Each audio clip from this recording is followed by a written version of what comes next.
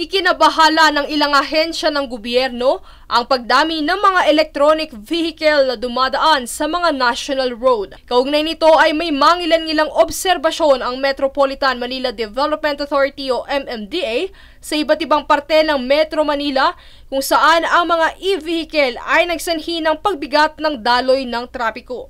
Ilan pa sa mga kuha ng ahensya ay ang mga gumigit ng e-bike sa South Luzon Expressway at ilang mga highway. Lubos pang ikinabahala ng MMDA at ilang ahensya ay ang mga menor de edad at mga estudyanteng nagmamaneho nito.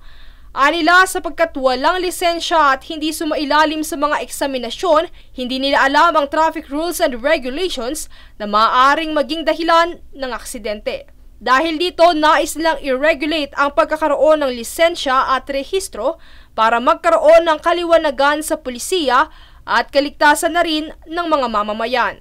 Yan po ay i-address namin, pagtutulong-tulungan po namin, i-consolidate po namin yung mga regulations din ng mga LGUs. At ganoon din po para po maging comprehensive. Isa pa sa mga dahilan kung bakit nais magkaroon ng mga regulasyon hinggil sa mga e-vehicle ay dahil nahihirapan silang magpatupad ng batas trapiko buhat ng walang lisensya at hindi rehistrado ang mga ito kaya't hindi maaaring tiketan sa bayulasyon.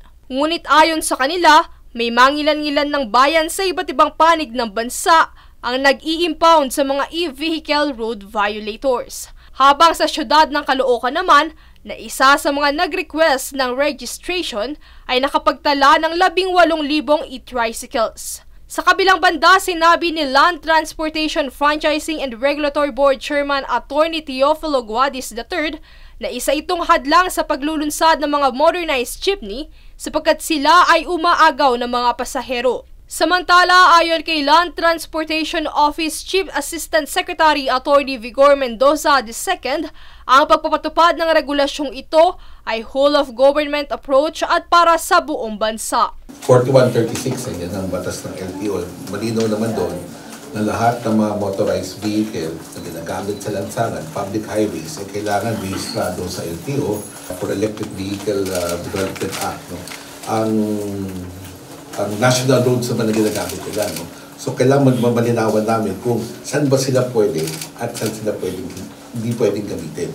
That has to be clarified because of the new law. Sa kabilang dako, sinabi ni MMDA Chairman Attorney Romando Don Artes, sa ngayon ay magbabase muna sila sa mga existing ordinances ng mga LGU hinggil sa pagpapatupad ng batas trapiko sa mga e-vehicle. Kung sakali mang magkaroon ng aksidente, ito ay sa pangangalaga na ng pulisya kung saan pag-uusapan na rito ang mga posibleng kaharaping kaso mula sa insidente. Sa panig naman ng isang e-trike driver, sang-ayon ito sa mga iminumungkahing regulasyon. Yung iba po kasing driver ng e-bike, nasa gitna po, takot disgrasya. Samantala, upang mapabilis ang pagtugon sa bagay na ito, nakatakdang isumite sa DOTR sa susunod na linggo ang rekomendasyon sa mga ipatutupad na regulasyon. Mula rito sa Pasig City, Princess Castro, nag-uulat para sa One Media Network.